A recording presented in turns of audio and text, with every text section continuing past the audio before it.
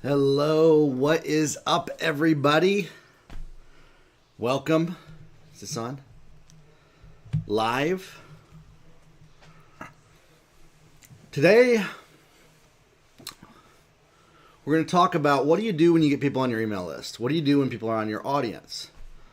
A lot of people know that they need to have an audience, get people on their list, get followers, but what do you actually do once you have people? Because that doesn't automatically turn into sales for you. That doesn't automatically mean that you're going to get sales.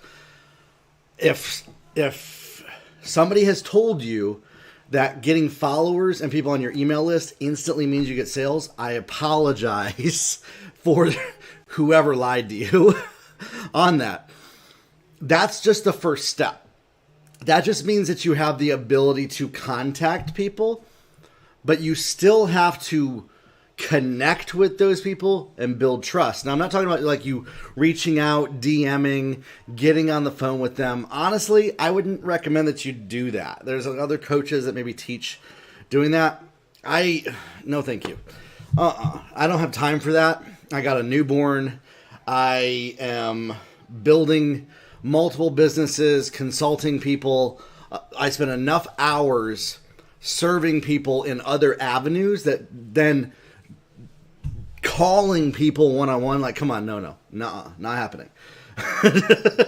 So how do you actually, when people are on your list or on your audience, actually turn them into sales? Well, this is the question that a lot of people come to me and ask.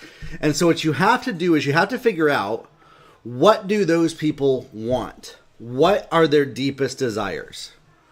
What have they been praying for? And here's the key.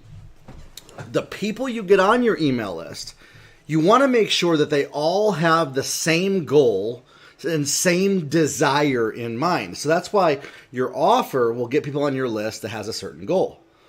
Once they're on your list, you want to create an opportunity to provide value to those people, to be able to help solve a problem that they have and sell to them. And don't treat sales like a four-letter curse word either. Sales is a good thing. Being able to get a person who's on your list to spend $2,000 with you for your coaching is an incredible thing. You get 500 people to spend $2,000 with you in a year, that's $1 million. And so what you want to be able to do is when you get people on your list, you provide value with people, and this creates an opportunity for you to tell people about what you sell. Now, this process of actually selling to people, this is an area that you can grow in your skill set in. And a 5-minute video on my Facebook isn't going to provide you with that. I coach people in our coaching program on, okay, how do you attract the right client? Because if you get the right person on your list and you're selling to people who already want what you're selling, you don't have to hard sell. You don't have to be slimy. You don't have to be sleazy. Watch my videos. I'm not a slimy, sleazy salesperson in any of them. Most of my videos, I'm not even selling you anything at all.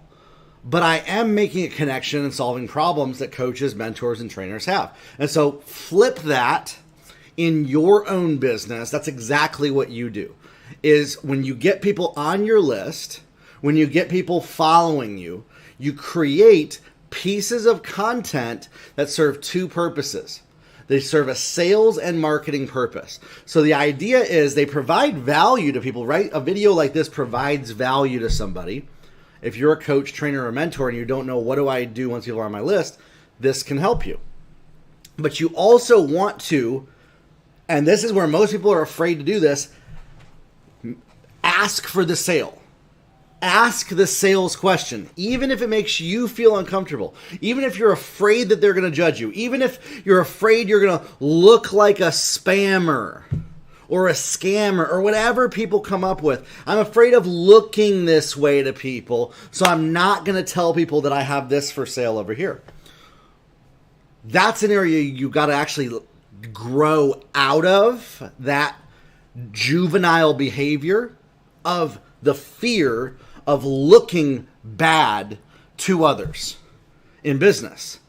And you actually have to, when people are in front of you, you use that as an opportunity to take advantage of for your own personal gain to ask people to purchase from you. Okay? Now listen, you're going to have people pissed off that you do that. Absolutely. You absolutely will. I get people all the time. They're just livid that I ask for the sale when I host a free live event. But at the end of the day, listen, I'm not going to change the decisions that I make in my business that have created multiple 6 figures in sales for us and almost 7 figures in sales this past year, simply because Jimmy in Idaho is angry at me that I mentioned a sales pitch.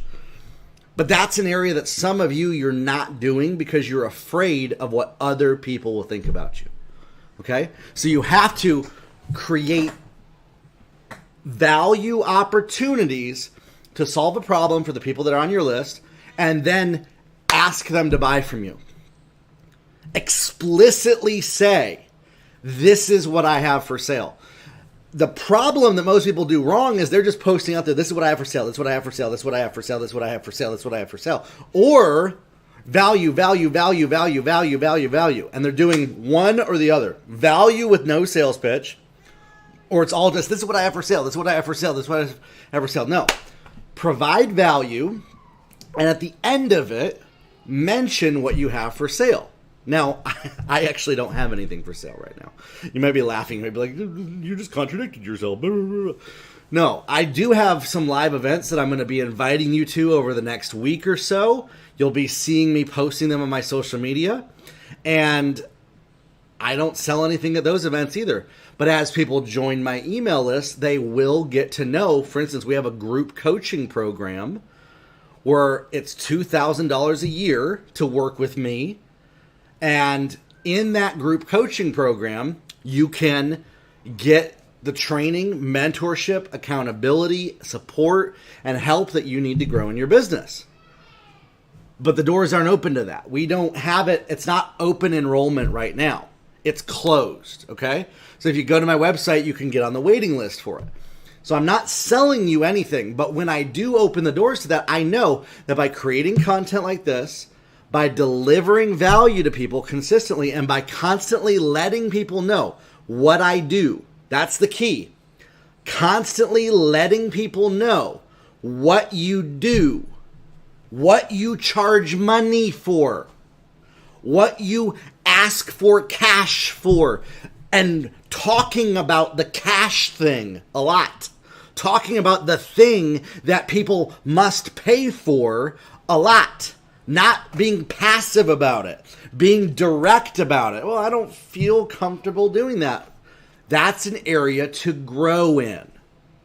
That's an area in your life that you may be stopping yourself from reaching your goals because of judgments you've made towards salespeople or because of decisions that you've made as to, well, I don't like when people do that. Well, you know what? That's what produces money in this business. And so you're going to have to learn how to do some uncomfortable things if you want to make the kind of cash flow that you want to make. And that's what we help you do. And that's what we help you work through is, what are the mental mindset triggers that stop people from getting sales? You can work through all of them. You can grow through all of them. I was the worst salesperson on the planet for years. I couldn't talk about anything I wanted to sell for the longest time because I was just afraid of what everybody would think about me. And now it's the complete opposite. We're making a ton of money in our coaching business. We're helping people. We're impacting lives. We have testimonies of people making multiple 6 figures every single month that we get. And I'd love to help you do the same. So make sure to follow us. Make sure to join some of our live free events that we're hosting when we put the registration up for that. And we'll talk